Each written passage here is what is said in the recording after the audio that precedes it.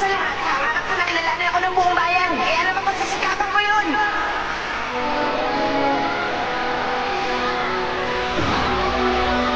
Laro, talagang left ako nun. Galing mo! Naruto! Ano nangyayari? Alam na kasi ng buong bayan ang lahat na nangyari. Ako na nagsabi sa kanila. Napakasalaman! Aray ko, sa tayo ako yung kamay ko na! Napakasaya ko. Narito.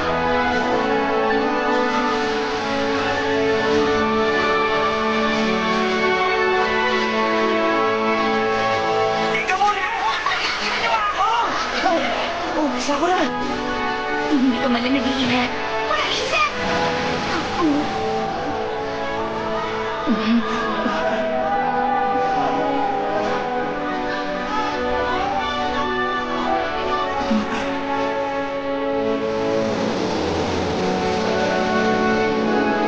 Salamat. Ang galing ng ginawa mo, Naruto! Oo nga! Masasabing malaki ka naman talaga! Hindi ko akalaing magagawa mo yun kahit mag-isa ka. Pakiramdam ko parang gusto ko na siya.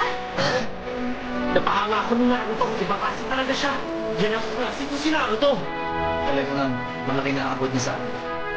Tumahimik ka nga. Ipapakita ko sa'yo hindi totoo yan. Tara, sarino ka. Umalis na rin tayo. Hindi. Gusto ko rito. Pero, Tama na yan. Anong masasabi niyo sa kanya? Ang galing ni Naruto, di ba? Noong una, masama ang tingin sa kanya ng lahat. Pasaway kasi ang tingin sa kanya. Kasama na ako ron. Takot tayo sa nakatadhana sa kanya. Kaya nilayuan natin siya. Maski ako, nag-iisa ako sa mga hadlang niya. Hindi dapat maging isang ninja ang pasaway na batang yun. Ano ba kasing iniisip niya ito, Hokage? Ayos na balitaan ko, natalo ng pangkatakashi yung terorista. At kasali raw dun yung batang nagtataglay ng QB. Hindi totoo yan. Hindi ako naniniwala sa balitang yan. Siguradong kagagawan lang yun ni Kakashi. Pero ayon naman sa nabalitaan ko, nakabasa din naman daw ang batang yon sa Genin exam. Totoo ba yan? Hindi ko akalaing magaling pala siya. Sana lang hindi magwala yung QB na nasa katawan niya.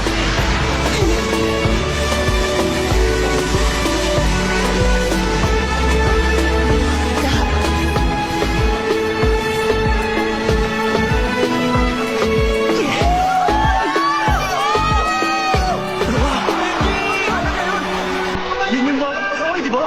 Nagawa niyang talunin si Yuga. Kahanga-hanga naging laban nilang dalawa. Hindi ko talaga inaasahan na magagawa ng bata niyang lumaban ng gano'n. Oo, ibang klase pala siya.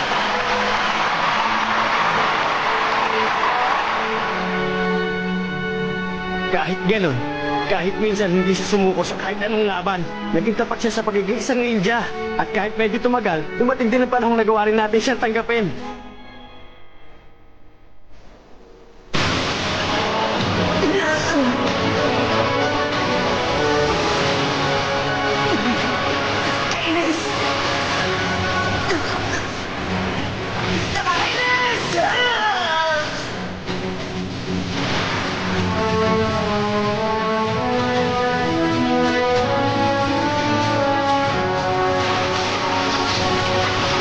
Balita ko pinrotektahan niya ang bayan laban sa tumulong pagkapahama. Sino tinutukoy mo? Si Uzumaki Naruto. Kilala mo yon, di ba?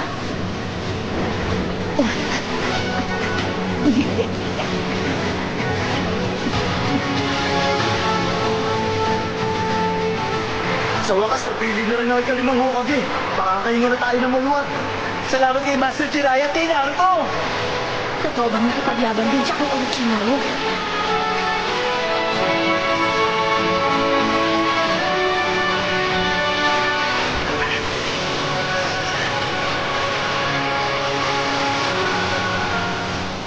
Sabi nila hindi na raw makakabalik si Sasuke.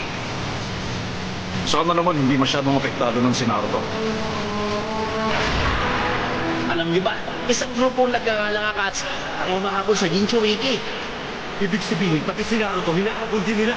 Sabi walang mangyari sa kanya. Naniniwala akong papandayan siya ng Master Jiraiya. balita ko, niligtas si Naruto ang Kazekage mula sa grupong Akatsuki. Mas masaya sana kung mabubungay ito ng pagkakapati ng sulat mo, ano ha?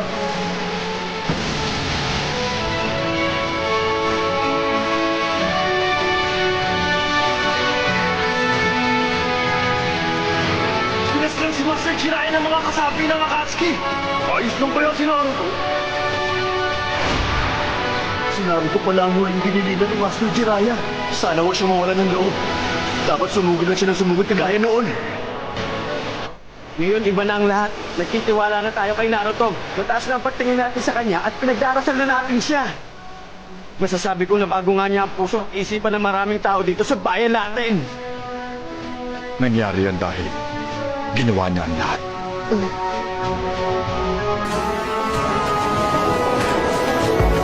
Iro ka! Ano po yun, Master Hokage? Sumasang-ayon ako sa'yo.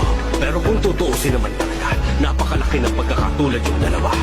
Lumaki siya ng walang tamang paggabay ng magulang. Dahil doon kaya iniwasan siya ng mga taong bayan. Kaya naman, para makatawag siya ng atensyon, nagdesisyon siyang isangkot ang sarili niya sa mga gulo. Sa kahit na anumang paraan, ginusto niya talagang patunayan sa lahat kung ano ba ang kahalagahan niya.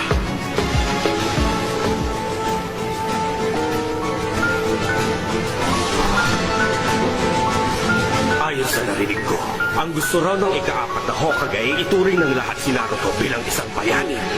Yun na talaga ang gusto niya mangyari. Kahit sa simula pa lang gano'n na.